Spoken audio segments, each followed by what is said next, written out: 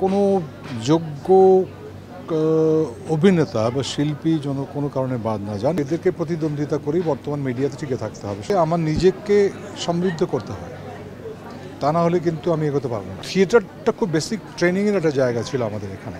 এখন তো গ্ল্যামারের সংজ্ঞাটাও পরিবর্তন হয়ে গেছে। রং সিলেকশন করি কোনো একটা ছবি কিংবা নাটকে, তাহলে কিন্তু আমারই ক্ষতি হবে। দীপ্ত স্টার হান্টের আমাদের কাজই হচ্ছে বাছাই করা, তো বাছাই না করে কী করবো? কঠিন মানে এমন প্রতিযোগিতায় যারা এসছেন তাদের থেকে আমাদের কাজটা আরও বেশি কঠিন মনে হচ্ছে, এই কারণে যে কোনো যোগ্য অভিনেতা বা শিল্পী যেন কোনো কারণে বাদ না যান, এটা একটা দিক। আর আমরা যখন বিচার করেছি সেই সময় আসলে ওদেরকে বলেছি ভুলটা কি আমাদের অভিজ্ঞতার আলোকে। আমাদের এখানে যারাই এসছেন, আমরা যে তিনজন বিচারক আছি, শিহাব শাহিন, আমি এবং মিথিলা ছাড়াও দিনার এসছেন, গিয়াসুদ্দিন সেলিম এসছে, শহীদুজ্জামান সেলিম এসছে, এরকম অনেক অ্যাক্ট্রেস, নিশো আসছে, এরকম অনেকেই আসছে।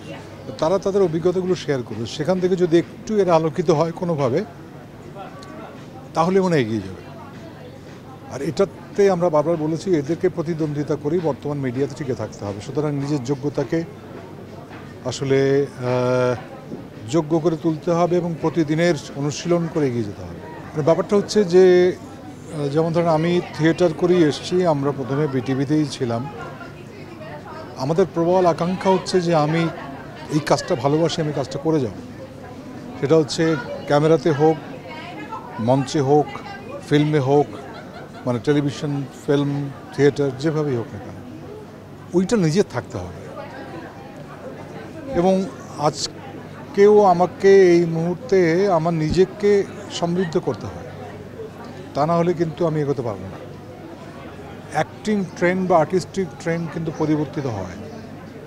সুতরাং আমি যদি সেই পরিবর্তনের সঙ্গে নিজেদের মেশাতে না পারি, নিজেকে আমি যদি সেই জায়গা না উঠাতে পারি, পৃথিবী খুব নিষ্ঠুর, বাদ দিয়ে দেবে।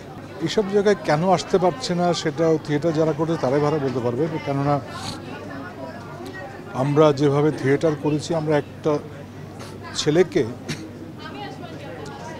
থ্রু ট্রেনিং প্রসেস দিনের পর দিন কীভাবে নিজেকে চরিত্রের উপস্থাপন করবে, ডেলিভারি দেবে, এক্সপ্রেশন দেবে, ফুটিয়ে তুলবে, সেটা বারবার শিখিয়েছে।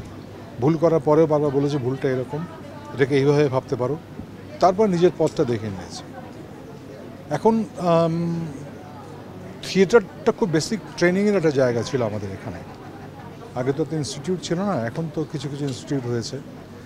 সো আমার মনে হয় যে ওই জায়গাটাও একটা খামতির জায়গা আছে। যেভাবে থিয়েটারটা আমরা আগে করেছি বা যেভাবে দেখেছি, যেভাবে নিয়মিত পর্যায়ে, ওখান থেকে তো প্রাপ্তি কিছুই ছিল না, শুধুমাত্র আবেগ এবং ভালোবাসা ছাড়া। তো ওই জায়গাটা মানে মাথায় রেখেই কিন্তু কাজটা করে গেছি, ভালোবাসার তাগিদে, নিজেকে সমৃদ্ধ করার তাগিদে। সুতরাং আমার মনে হয় যারা থিয়েটার থেকে আসতে চান, কারণ এখন তো গ্ল্যামারের সংজ্ঞাটাও পরিবর্তন হয়ে গেছে।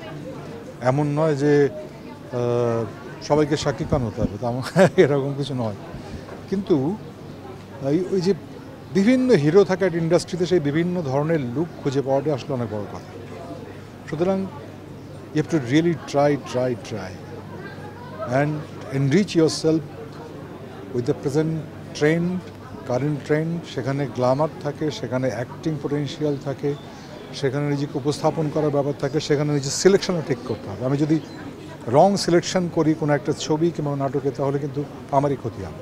অনেক ডেভেলপ করেছে। আমরা যখন প্রথম 40 জন নিয়ে শুরু করি, সেখান থেকে আজকের যে 6 জন, তাদের পরিবর্তনটা আমাদের খুব চোখে পড়ে। এখন কনফিডেন্স বেড়েছে, ভাবনাটা করতে শিখেছে। আমি মানে ভাবতে পারছে যে আচ্ছা, আমি চরিত্রটা এইভাবে রূপায়ণ করি, আমি এটা এইভাবে ব্যবহার করি, এরকম বিবিধ পর্যায়ে আছে। এবং I am really happy for the kids. ভালো।